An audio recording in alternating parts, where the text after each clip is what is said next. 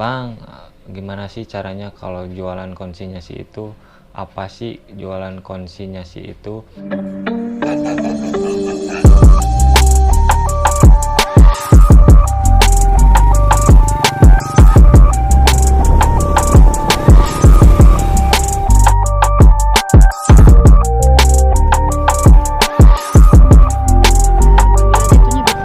Kalau iya nggak apa-apa sih Mbak, ini mah ngebuktiin aja Mbak.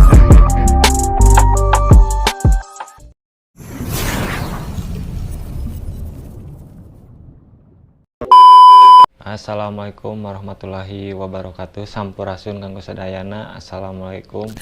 Jadi di video kali ini mungkin kemarin nggak upload beberapa hari dikarenakan sayanya lagi nggak mood, mungkin biar video vlog jualannya agak nggak bosan. Jadi di video kali ini nggak basa-basi karena mungkin dari kalian banyak yang bertanya tentang Bang, gimana sih caranya kalau jualan konsinyasi itu? Apa sih jualan konsinyasi itu? Jadi kalau jualan konsinyasi itu seperti kalian pasti sudah tahu yang di warung-warung seperti pedagang kerupuk, pedagang roti, pedagang mainan, pedagang teh tarik yang suka ngisi-ngisi ke warung.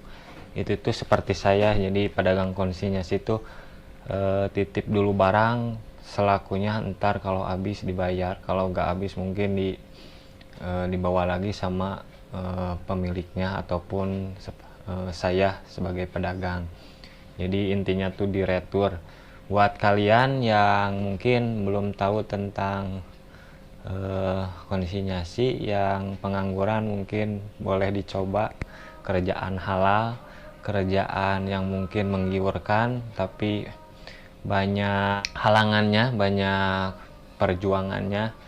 Jadi kalau kalian berminat mungkin kepada saudara-saudara kalian, kan mungkin ada yang sama seperti saya jualan konsinyasi, jadi tanya-tanya dulu. Mungkin dari pengalaman pribadi saya akan bicarakan. Dan pedagang seperti saya tuh nggak ada yang jago, semuanya juga belajar guys, belajar gak ada yang jago. Sama seperti saya, ini mah pengalaman pribadi saya. Mungkin yang sudah berpengalaman mungkin udah tahunan, udah berjualan dari dulu, mungkin lebih tahulah. Saya mah bukan siapa-siapa sama apa tuh namanya, sama belajar. Tapi mungkin dari yang belum tahu, mungkin saya ingin diberitahuan kepada mereka. Jadi yang pertama tuh kalian harus cari pabrik-pabrik. Seperti kalau kalian ingin jadi jualan kerupuk, kalian ke pabrik kerupuk, tanya-tanya dulu kepada bosnya, mungkin diberi arahan sama bosnya. Dulu sih pengalaman pribadi saya, ngobrol sama bosnya, saya tuh mau jualan tapi misalkan nggak punya modal gitu kan, nggak punya modal. Jadi kalian tuh jujur aja kalau nggak punya modal. Intinya tuh kalian harus jujur lah kepada bos kalian bahwa kalian tuh mau usaha. Intinya mau usaha buat keluarga, jujur, secara imun amanah sebenarnya. Jadi biasanya tuh bosnya tuh dimodalin dulu, tapi lebih baik kalian punya modal, bisa modal sendiri. Misalkan gini, kalau misalkan kalian punya modal, beli kerupuknya seperti inilah, beli kerupuk ke bos kalian, terus kalian masukkan sendiri. Terus kalau misalkan nggak bisa memasukkan ke warung, bisa nyuruh lah orang lain memasukkan. Biasanya tuh bos-bos kerupuk tuh punya orang-orang yang suka memasukkan. Intinya mereka tuh dibayar. Intinya kalau kalian nggak bisa, kalau pertama kali tuh saya gitu. Yang kedua, modal modal jualan kerupuk seperti saya tuh 2 kali lipat dulu. Jadi intinya tuh bawa dulu, titip dulu ke warung, terus kalian kan bawa lagi tuh mau diganti, jadi double, modal tuh double. Jadi pertama kali tuh nggak bawa uang, istilahnya tuh ditandur dulu lah, kalau pedagang-pedagang konsinyasi itu disebutnya tandur dulu. Kalau nanam padi kan ditanam dulu lah intinya, jadi nggak bawa uang. Kalau yang keduanya kita sambil bawa uang sambil naruh yang baru itu guys.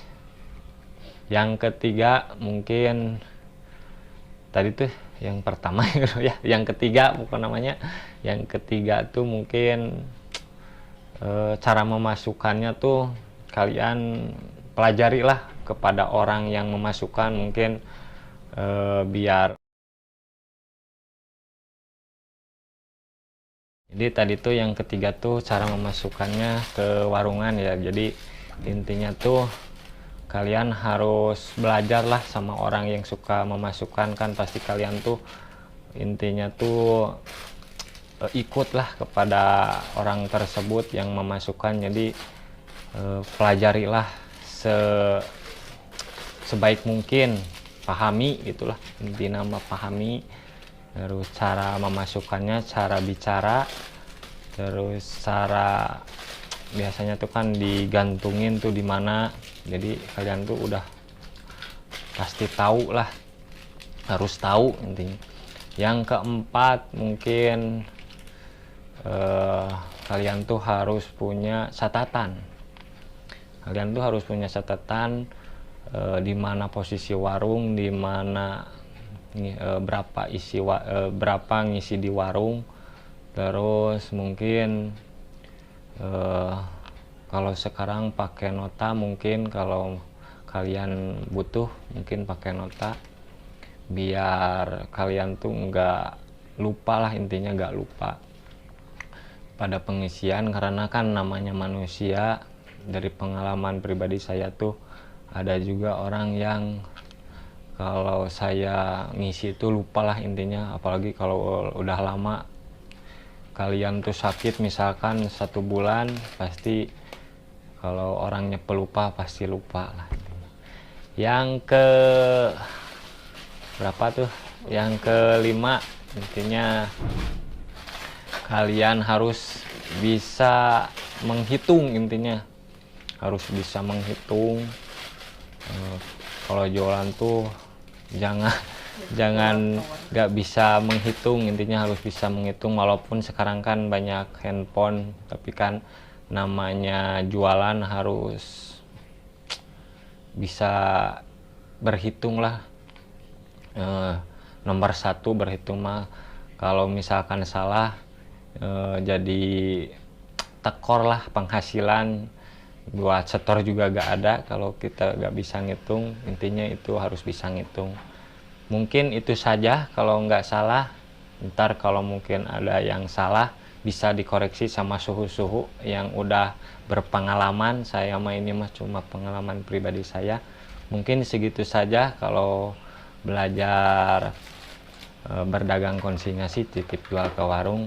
Mohon maaf bila ada tutur kata saya yang kurang berkenan atau perbuatan saya yang tidak berkenan, karena saya juga manusia tak luput dari kesalahan. Semoga video ini bermanfaat buat kalian, dan yang belum subscribe, yang belum support saya, di support dulu dengan cara di subscribe, di like, di komen. Terima kasih, semoga bermanfaat. Assalamualaikum warahmatullahi wabarakatuh. Salam satu profesi, salam satu kriuk, pejuang nafkah, pejuang rupiah. Bye bye.